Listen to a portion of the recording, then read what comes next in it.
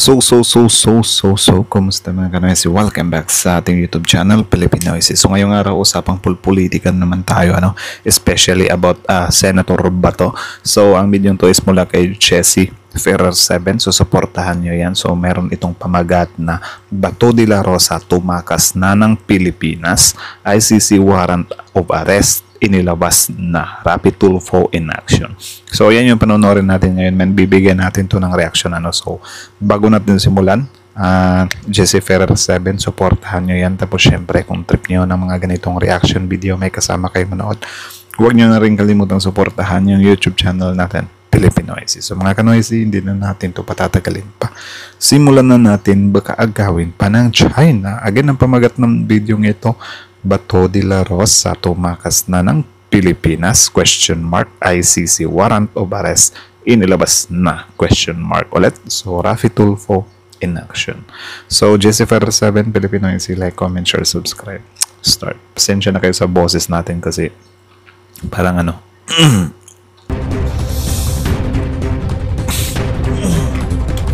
parang garalgal dito. Ni Senator Ronald Bato de la Rosa na nasa Pasay City na umano ang ilang kawani ng International Criminal Court o ICC para mangalap ng ebidensya laban sa kanya. Aroy, yan yung sinasabi ko eh. Diba, sabi ko sa inyo, sayang yung nakuhang boto ni Senator Bato kung ipapadala lang din siya sa Dahig. Diba? My goodness. Lang ay gustong paimbestigahan sa Senado ang anyay sa buwatan ng International Criminal Court at Philippine National Police. Ayon kay Senator Bato de la Rosa, may natanggap siyang sumbong na ilang taga-ICC umano ang pumunta sa hotel sa Pasay City at Ortegas para papirmahin sa inihanda umanong affidavit ang ilang aktibo at retiradong pulis. Pilit umano itong tumitistigo laban sa kanya, kaugnay umano sa extrajudicial case o EJK sa gitna ng kontra ng Duterte administration. Actually, yung EJK naman, hindi naman kasi nila may tatanggi yun eh. Or hindi nila pwedeng itanggi yun kasi kahit sila naman mismo, aware sila na meron nga silang extrajudicial killings, diba? According pa nga kay FPRRD, yung video niya, sinabi niya mismo, kung may kasalanan man ako, yung EJK lang. Diba? So, aware si FPRRD, aware si Bato. Aware sila na meron silang EJK. Sa pagbabalik ng session sa Senado, magpapatawag umano ng pagdinig si Senator Bato de la Rosa para maimbestigahan ang sabuatan ng ICC at PNP. Wala pang maibigay na larawan o anumang ebidensya si de la Rosa kaugnay dito. Pero maaari anyang silipin ang kuha ng CCTV ng mga hotels kung saan idinaos ang masinasabing pagpupulong. Iginit rin ni Senator Ronald Bato de la Rosa na kailangan mapatunayan ni Pangulong Bongbong Marcos Jr. na sensiro siya sa pagkikipag-ayos sa mga Duterte. Isa sa mga unang umano na dapat gawin Anak ng teteng, kakaiba din tong mga taong to ha. Kapag nakikipag-ayos si PBBM, ang gusto nila ganito kabigat, di ba? Yung mga gagawin ni PBBM, like biglang babalik ta rin yung ICC, hindi pa papasukin yung ICC, something like that, hindi papansinin yung Interpol. Isa sakripisyo ni PBBM yun, na when times kailangan natin ng tulong ng Interpol, hindi na natin maaaring gawin or hindi na natin sila pwedeng pakiusapan kasi tatanggihan natin dahil lang kay Senator Bato at doon sa mga kasama pa nila about sa crime against humanity. 'Di ba? Parang di naman pwede yun. Grabe. Itong mga taon to, grabe. Inaano talaga nila eh. Parang si PBBM pa yung may need patunayan. Nung time naman na yung tao walang ginagawa, ginagambalan nyo. Diba? Kung hindi nyo sana binanat-banatan siya nung upcoming election. Kasi, grabe, sobrang trigger din kasi kayo eh. 2025 pa lang, midterm election pa lang, sobrang triggered na kayo. Binanat-banatan nyo na si PBBM. Diba? Hindi naman tumatakbo si PBBM. Dapat yung mga senadores na lang muna yung inatake nyo. Inirekta nyo yung Pangulo. Tapos kapag kayo, sikuhin kayo, magre-react kayo, sasabihin nyo yung word na pinopolitika kayo. Goodness. Pangulo ay palayasin sa Pilipinas ang mga representante ng ICC na nangangalap ng ebidensya laban kay dating Pangulong Rodrigo Duterte. Yan ang dapat niyang gawin kung siya ay sincero sa kanyang reconciliation na hinahangad. Ani Senator Bato de la Rosa. Actually, yung reconciliation naman, hindi naman yun literal talaga na kapatawaran or whatsoever. Pwedeng ano din naman yun, pwedeng peace lang. 'Di ba? Pwedeng, anong tawag dyan? Parang tigil ba? Tigil bang yan? 'Di ba? Kasi kung, para sa akin nga, kung ako nasa side nyo, tanggapin ko na yung offer ni PBBM na peace eh. Kasi kung hindi, wala, mas lalo kayong mapupuruhan. 'Di ba? Ay, nako. From bringing back PRRD home, ay kung sincero talaga siya sa kaya sinasabi, unang-una niyang gawin is palayasin niya yung mga ICC investigators na andyan sa mga hotel diyan sa Pasay na nananakot sa mga retired na mga pulis na pinipilit nila na mag-sign ng affidavit na ididiin kami ni Pangulong Duterte. Otherwise, sila daw ang ididiin, yung mga pulis na nagtatawag nila. So dapat, kung sincero na, itaguyod niya yung at ayuan niya yung kaya sinasabi na wala ng jurisdiction. Choppy ba si Senator Bato? Choppy ba siya? Parang putol-putol yung Ang ICC dito sa ating bansa. Sabi nila walang jurisdiction, pero ngayon ang dami mga pulis na pinapatawag doon sa hotel diyan sa Pasay para kausapin ng mga investigator ng ICC. So anong ibig sabihin yan? Well, ang ibig sabihin yan, matakot ka na. Magbalot-balot ka na. Kasi anytime, pwede na talagang gumalaw yung mga yan. Diba? Kung sasabihin naman ni Senator Bato na bring FPRD home, malabo na yun. Diba? Tsaka kung gusto nyo na para mag-reconcile lang, ibalik si PBBM or i-withdraw yung ng ICC dito. Diba na parang si Senator Bato ipapahuli at yung kasamahan pa nila is parang ang parang ang pangit tingnan nun na parang, uy, bakit nung time ni FPRD pinayagan nyo kami tapos ngayon ito sila Senator Bato hindi na. 'Di ba? Sayang yung boto ni Bato if ever mahuli siya ng ICC. Sayang. Magkaganda kami ng hearing. At yung mga tao na involved diyan, yung mga Pilipino na mga taksil sa ating soberenya ay mananagot yan. Magpapatawag kami ng hearing. Kilala namin yung mga tao na sangkot diyan na sige patawag ng mga pulis. At pagdating doon sa hotel, tinatakot yung mga pulis natin na kung hindi kayo nakakatawa din yung part na sinasabi nila na taksil sa soberanya.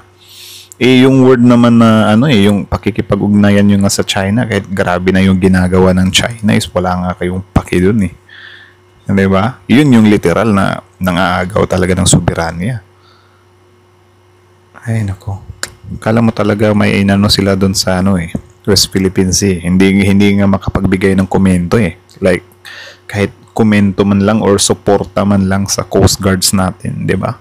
Pirma nitong affidavit na ito na dinidiin si Duterte at si Bato ay damay kayo sa kaso. Kaya kung ayaw niyo damay sa kaso, pirmahan niyo itong affidavit na ito. Kawawa nga mga pulis eh. I hope the PNP should take care of these people. Yun ang tingin ko eh. Bakit na ginaganon yung mga tao nila? Pati yung mga retired na mga...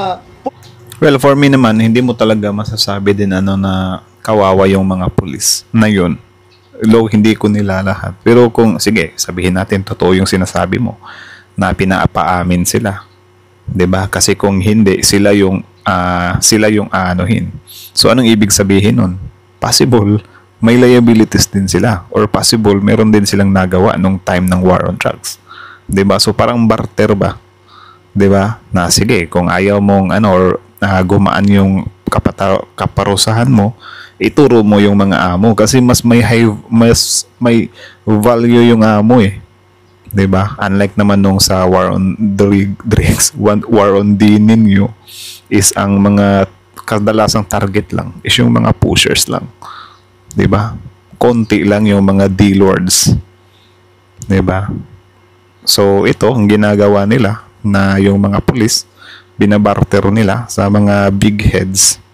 I think mas maganda 'yun.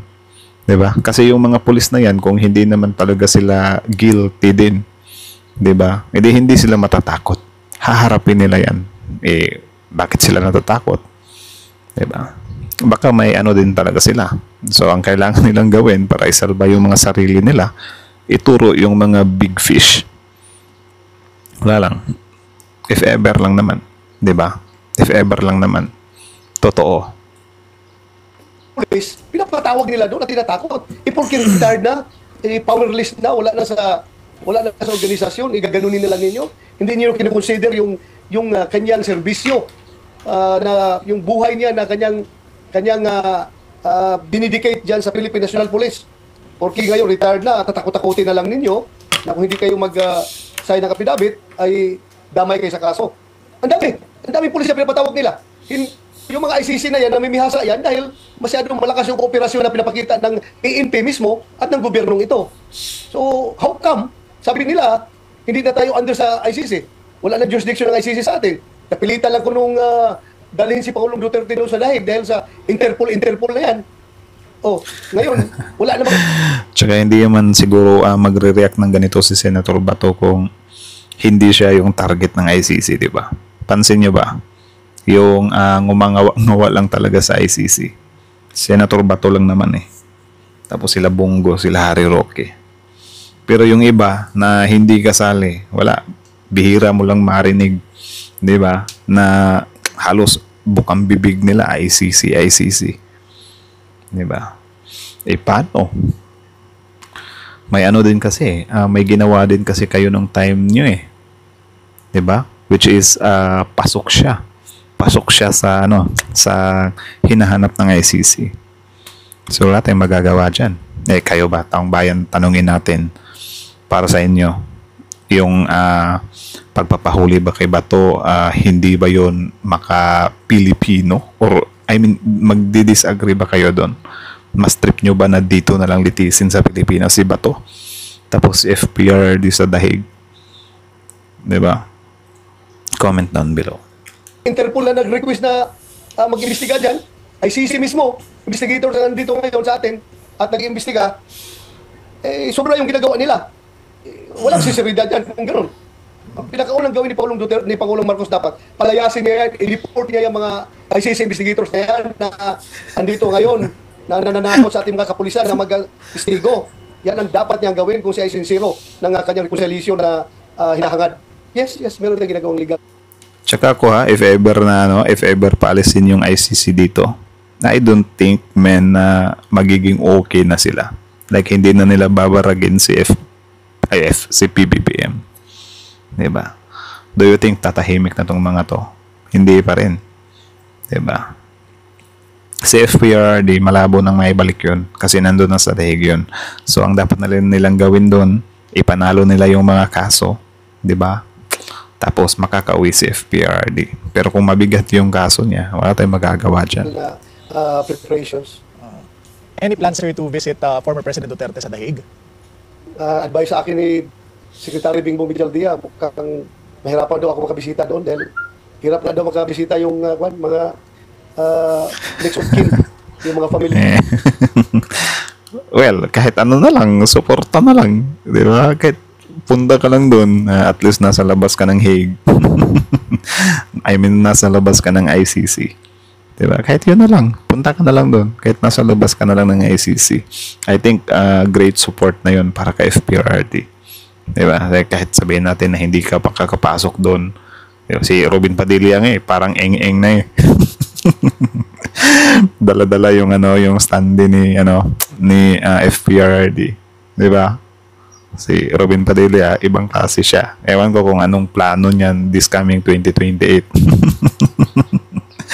Parang nagpapabango eh.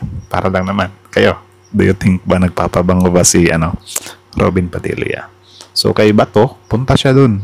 Di ba? Bahalang hindi siya makapasok. Punta lang siya dun. Pakita niya na sumusuporta siya or nandyan pa rin siya in times of, nakakulong si FPRD. Members, mahirapan makapasok doon. Kasi yung hindi mga family members na nagsipagpuntahan doon, hindi rin siya nakausap personally, hindi rin nakapasok. Like sina Senator Robin Padilla ay hindi ba nakapasok doon dahil hindi family members. Tama naman, ba't papasukin si Robin doon? Anong gagawin niya doon? Higa naman si Attorney Cristina Conti, Assistant to Counsel ng mga ICC complainants, na malabong mangyari ang sinasabi ni dating PNP Chief Senator Bato de la Rosa na mayroong umanong mga kawani ng ICC na nasa bansa na at namimilit sa ilang dating PNP officials na pumirma sa isang affidavit na magdidiin sa kanya at kay dating Pangulong Rodrigo. Malabo? Ulit nga. kakawani ng ICC na nasa bansa. Stand to counsel Ulit. ng mga ICC complainants na malabong mangyari ang sinasabi ni dating PNP Chief Senator Bato de la Rosa na mayroong umanong mga kawani ng ICC na nasa bansa na at namimilit Di ba? Sige, sabihin na natin, if ever totoo na meron ng ICC dito, yun nga, wala na tayong magagawa dyan. Kasi, wala. Gusto talaga nilang hulihin yung iba pa eh. Di ba? Kasi, syempre, mas maganda yung marami. The more the merrier. Pangit naman kung si FPRD lang yung papanagutin, di ba? So, kung totoo naman itong sinabi ni Attorney Conti na imposible na nandito na yung ICC, well, ito yung ito din yung mostly na naano natin sa kabila na puro lang sila intriga. Wala man lang ebidensya. Intriga lang. Para lang siguro ipaabot sa mga supporter nila na nandito na naman yung ICC, may isusunod na naman. Kahit wala naman. Diba? Or kahit wala pa naman. Kasi I think yung ICC, pupunta talaga yan dito. Pero ewan ko kung saan nakuha ni Senator Bato yung sources niya. Mas maganda sana kung mag-i-explore siya, 'di ba? Pakita siya ng mga resibo, pakita niya yung mga CCTV footage na nandito nga yung mga ICCs, 'di ba? Tapos sabihin ni Senator Bato, nandito sila, 'di ba? Hindi yung may nakapagsabi sa akin na nandito na yung ICC, tapos pinipilit yung mga pulis, 'di ba? Intriga na naman. Wala na namang ebidensya. Talks lang. Ay, nako.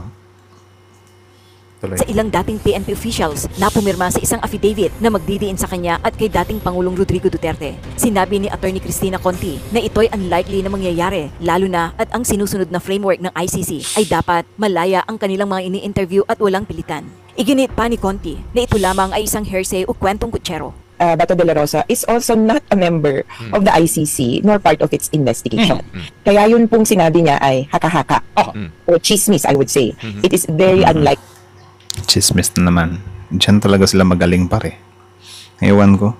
Tapos yung mga supporter nila, wala. Tinitake na nila as totoo.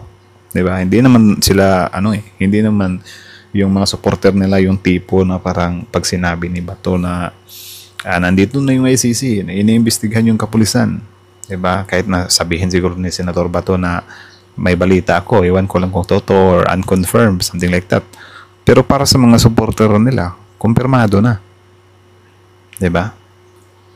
That he would be informed about this information unless siya mismo yung tao. Kaya kung ako po, ingat po tayo sa sinasabi niya dahil ito po ay malamang sa malamang hearsay. Nagbigay naman ng opinyon si Attorney Enzo Recto. Okay, mga kabunyog, mga kababayan, ito po, tarantana naman si Bato. Ay, inamin mismo po ito ni Bato na namomonitor daw nila na ang mga ICC investigators nandito na naman sa loob ng bansa. Nandun daw sa isang hotel sa Pasay. Hindi ko pa kasi ma-download yung video kung saan inamin mismo yan ni Bato de la Rosa. Pero inamin ni Bato, mga kabunyog, na namomonitor nila na ang ICC nandito na naman. Nandun daw nag-i-stay sa isang hotel sa Pasay City. Pinapatawag di umano doon ang mga officials ng PNP, mga retired, mga officials ng PNP at pinagpapapirma sa mga affidavits. Ito daw mga pinipirma. Ngayon was courtesy din kay Attorney Enzo Recto. Na ito ay gagamitin ng mga ebidensya laban kay Duterte at sa kanya. Kaya, mga kabunyog, sabi ni Bato de la Rosa, china-challenge niya raw ang gobyerno ni PBBM. Si PBBM daw, china-challenge niya. Kung talaga daw na seryoso si PBBM sa kanyang pag-o-offer ng reconciliation sa kanilang grupo ng mga maka-Duterte, ang ipakita daw ni PBBM, paalisin dito sa Pilipinas ang mga ICC. Demanding basta talaga papabor sa kanila gagawin nila 'di ba? Pero I don't think talaga or ewan ko kung para sa inyo totoo ba yung mga pinagsasabi nila na if ever policy ni PBBM yung ICC magkakabati-bati na sila, 'di ba? Like friend na malabo para malabo. I think hindi na talaga magiging okay tong dalawang to Tinanong si Bato ng media, paano nyo po nakumpirma na totoo ngang nandito na naman ang mga ICC sa bansa? Sabi ni Bato, yung mga pinatawag ng ICC, mga yun mga ano pa naman yun sa amin. Sabi niya, mga officials yan, mga retired ng PNP na kinakausap para magtestigo laban sa amin, pinapapirma sa mga affidavits. Ay mayroon pa naman dun sa mga pinatawag na yun, mga loyal pa naman sa amin. O kaya kinikwento daw sa kanila kung anong nangyayari. Kaya sabi ni Bato, di ba? From the word mga loyal sa inyo, di mas ano sila, mas anong tawag dyan? Mas credible sila or mas accurate sila. 'Di ba? Yung mga sasabihin nila mas accurate. Kasi mga loyal nga sa inyo, 'di ba? It means marami silang alam sa inyo. Kaya siguro kabado sila, Senator Bato. Kasi, mga loyal namin yun 'di ba? So baka kakanta yun. Okay? Kaya pala. Kumpirmado niya daw. Kumpirmado niya daw ang na talagang nandun ang mga ICC sa isang hotel sa Pasay City. At ang ginagawa daw sa mga retired na pulis, kinukumbinsing magtestigo laban kay Duterte at sa kanya. May mga nakahanda na daw na affidavits pinapapirmahan sa mga ito. Ayon kay Bato de la Rosa, matagal na daw nandun sa hotel na yon sa Pasay. Alam daw nila yung hotel na yon. Kaya lang hindi naman pinangalanan ni Bato. Pero ang sabi ni Bato, nagpapaabot daw sa kanya yung mga retired generals at officers ng PNP na malapit pa naman daw sa kanila, nagmamalasakit daw sa kanila ni Duterte, kaya kinikwento daw sa kanya kung anong ginagawa ng ICC. Kaya sabi ni Bato, well, of course, hindi din naman natin talaga maiiwasan yan na magkikwento yung mga pulis na yon or magbibigay sila ng heads up. 'Di ba? Kasi syempre, yung mga pulis na yan, may mga pamilya din yan.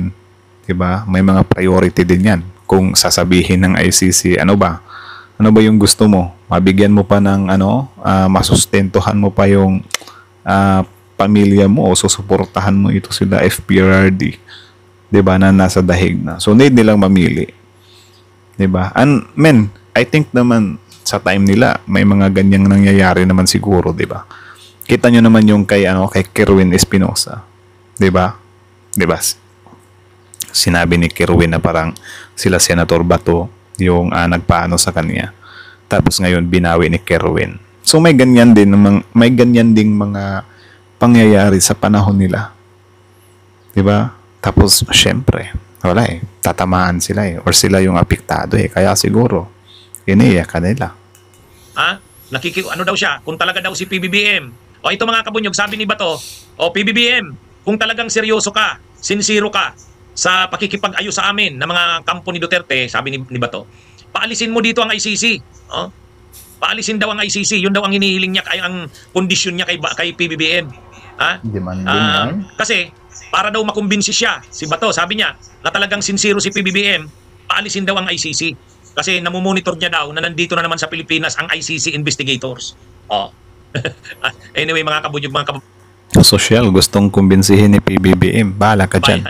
Tataranta na si Bato, sabi ni Isidro Ramos, takbo, Bato. Hindi, to mga kabunyog, wala kasi, hindi ko pa na-download yung mga sinabi ni Bato. Basta sabi ni Bato, confirmed niya or nila na nandito ang ICC. Bakit? Yung mga pinatawag daw ng ICC na mga retired na mga generals at officials ng PNP, kinukumbinsi ng ICC na magtestigo laban kay Duterte at sa kanya, pinapapirma sa mga affidavits, dinadala doon kinakausap sa isang kilalang hotel sa Pasay, nagpaabot daw sa kanya. So, yan lang naman mga kanoisi. So, kayo na masasabi nyo dito, comment down below. Tapos yun, pag-usapan natin yan sa comment section. So, again, ang video to is mula kay Jesse Ferrer 7.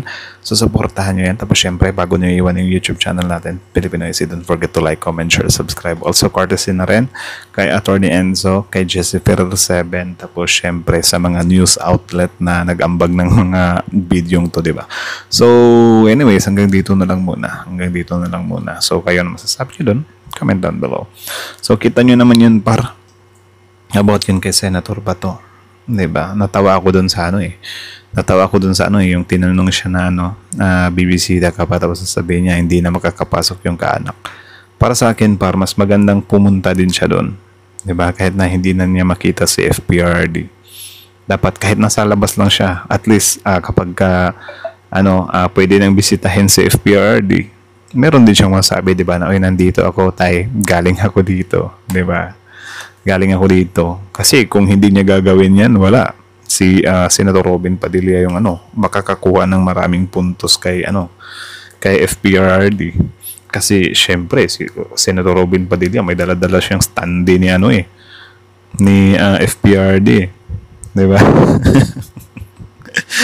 Natawa talaga ako kay Senator Robin Padilla. Parang naging king quiz siya Ewan ko kung yung niya, nagpapabango ba siya or whatsoever, di natin alam. So about naman dun sa ano, reconciliation ni PBBM, 'di ba? Na parang yun nga, parang tinatry pa ni Senator Bato na i-take advantage yun. 'Di ba? Well, of course, ano pang ini-expect natin, 'di ba? Magre-request talaga 'yan na parang ibalik nyo si ano dito. Ibalik nyo si FBRD. So since malabo 'yan, edi malabo na rin yung reconciliation. 'Di ba? Pero yun nga, sabi ko nga sa inyo, kung ako yung nasa side nila, mas mahigi na tanggapin ko na lang yung reconciliation nila. 'Di ba? Kasi kung hindi mas lalo talaga silang mapupuruhan. 'Di ba? Magugulat na lang tayo kapag binitbit na, kunyari binitbit na or nabitbit na si Senator Bato ng ICC. Magugulat na lang tayo, sisisihin na naman nila si PBBM.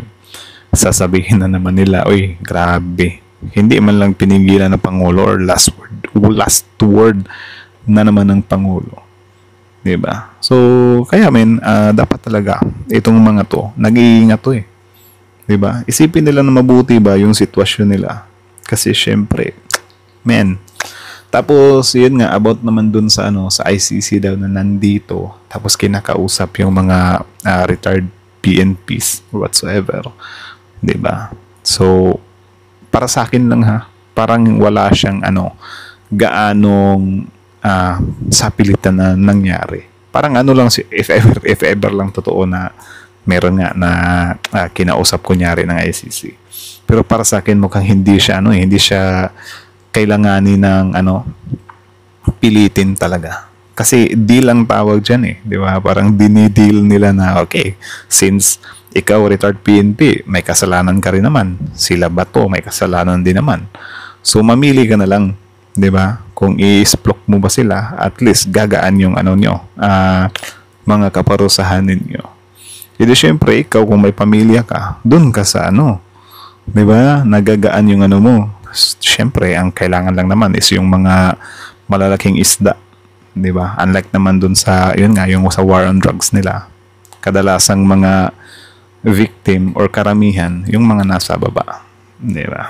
So, I think mas talaga to. So, anyways, kayo. Anong masasabi niyo dito? Comment down below. Tapos yun, pag-usapan natin sa comment section. So, again, Jesse Parel 7, Filipinoise. Like, comment, share, subscribe. Filipinoise is out.